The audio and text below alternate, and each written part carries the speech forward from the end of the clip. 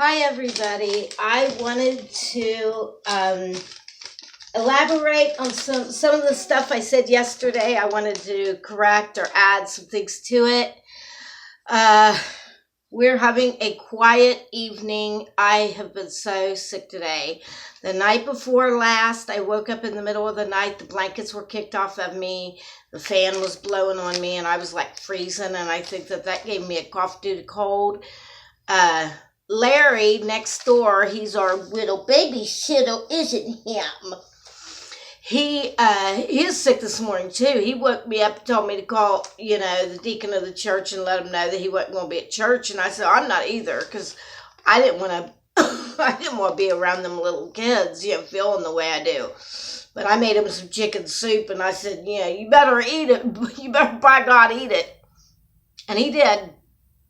I know I have a great bedside manner, don't I? I would have been a great nurse in a prison hospital, wouldn't I?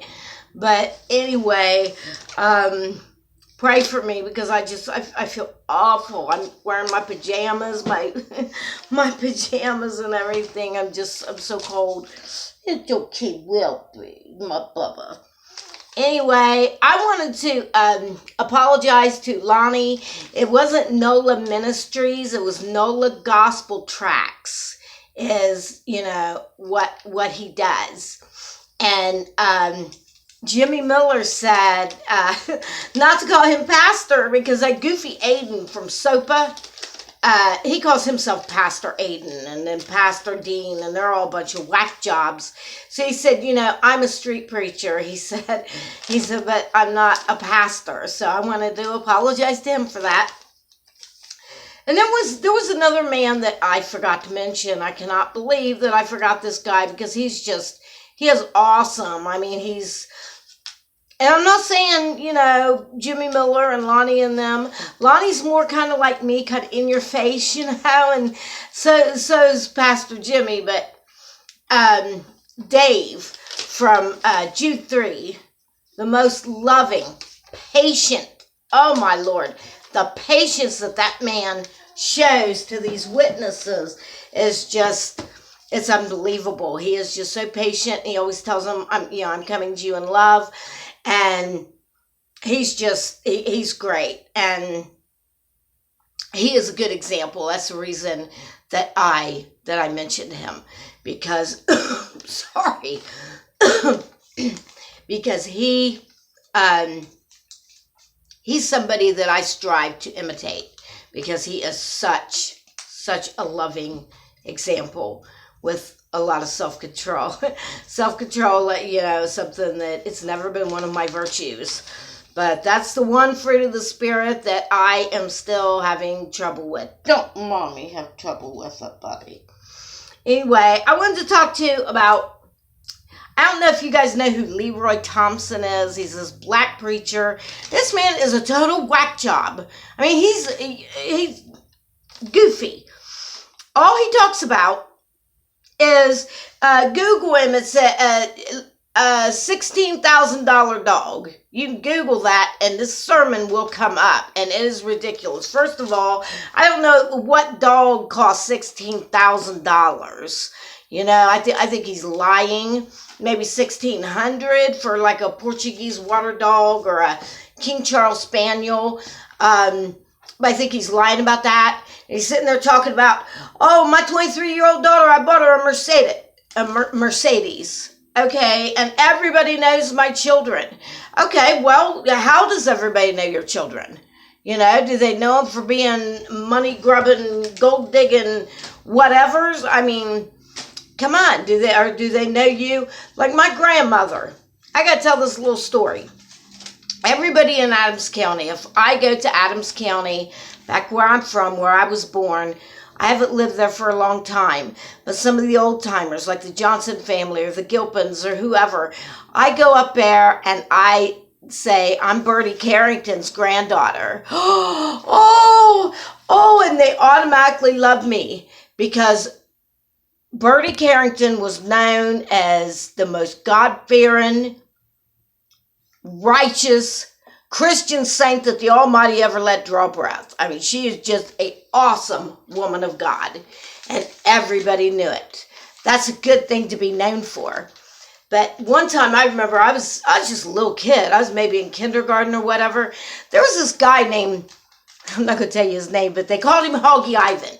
Because if he invited you over to your house, you better fix enough food to feed Cox's army, because he ate and he would just eat everything. But they called him Hoggy Ivan anyway.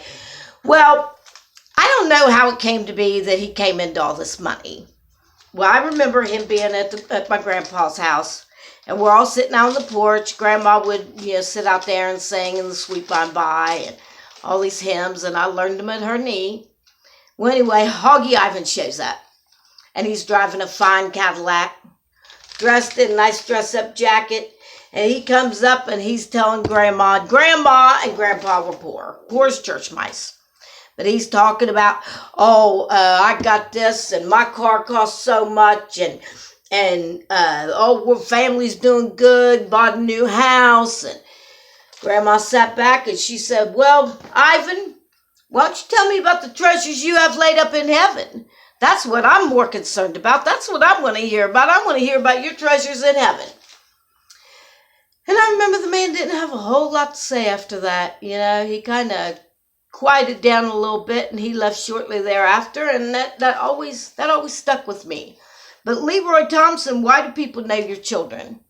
What do they know them for? Just because you own a nice car? I have some beautiful art in this house. It don't define me. I don't sit there and brag on it. That's for my personal, amusement or whatever. I mean, I like having nice things in my home. And there's nothing wrong with that. Not a thing in the world wrong with that. But it doesn't define me. Okay, my most important thing in life is my relationship with Jesus Christ and my church family and, of course, my kids. But this is something Leroy Thompson said. Leroy Thompson said. He said, get some money, then we'll make some love. Talking about being in marriages. He said, don't nobody want to make love broke? Really? You're talking about, a woman doesn't want her husband unless he can bring in the money. That's how he put it. Well, aren't you relegating your wife to a prostitute? You're calling your wife a freaking hooker. Give me a break. And you're supposed to call yourself a man of God? I don't think so. But he's just, that's just completely ridiculous. I have never prostituted myself. And I've never married a man or dated a man and went to bed with him just because he had money. I can honestly say Marcia Hooley has never done that. Okay, that's ridiculous. And Gloria Copeland, oh man, that broad is the goofiest thing I've ever seen in my life. Says she could control the weather. That a tornado was coming down, a funnel spout was coming down, and she screamed at it, you get back up there. Really? She said, all you have to do is, you see a storm, you say, you get back up there in Jesus' name, I command you to dissipate. Really? Okay, then where were you during this hurricane that devastated Houston a few years back? You live in Dallas, Fort Worth. Why didn't you go down there and tell that hurricane to dissipate? That's goofy. She is a goofy broad, I'm telling you. And, where was she during the Indonesian tsunami that killed thousands of people several years back? That is just so ridiculous. But like I was saying yesterday, there are many good preachers. Listen to Dave from Jude 3. Listen to Jimmy Miller, Lonnie, Eric. I love how he gets out there from Fresh Air Ministries. I love how he gets out there on the street and he talks to people and they'll say a cuss word and he'll say, well, that's not very nice. It's just so, well, that's not very nice. See, I would be like, well, not now, but like a year ago, I would have been like, oh, yeah. I would have been like, oh, I'm sorry, precious heart. Mommy's not going to hurt, boy. Tell me this ain't the sweetest little baby you ever seen in your life. He's a full-blooded dog. I got him at the SPCA for $40 I spent on him. And that was the best $40 I ever spent. He's a full-blooded dog. But, you know, he'd be just as valuable to me if he was, you know, as my dad would say, a cur dog with, you know, 5 different breeds. He'd say, I'm my mommy's best friend. Yes. You know, that's bragging. That's just ignorant. Totally ignorant. But I wanted to elaborate on that because I forgot about Dave yesterday. And I wanted to correct myself about Lonnie's ministry. I messed up the name. But anyway, I just wanted to share that with you all. And I hope you all have a very good evening. Say a prayer for me. I've been drinking some honey and lemon juice. Because I feel a little bit better, but I'm so cold. I went out a little bit ago to walk Wilbur, and the sun, yeah, it's fairly nice weather here today, very mild, but it was cold, and then I went out in that sun, and it felt so good. But anyway, I hope you all have a beautiful evening, and I will talk to you again tomorrow. God bless you guys. Love y'all. Bye.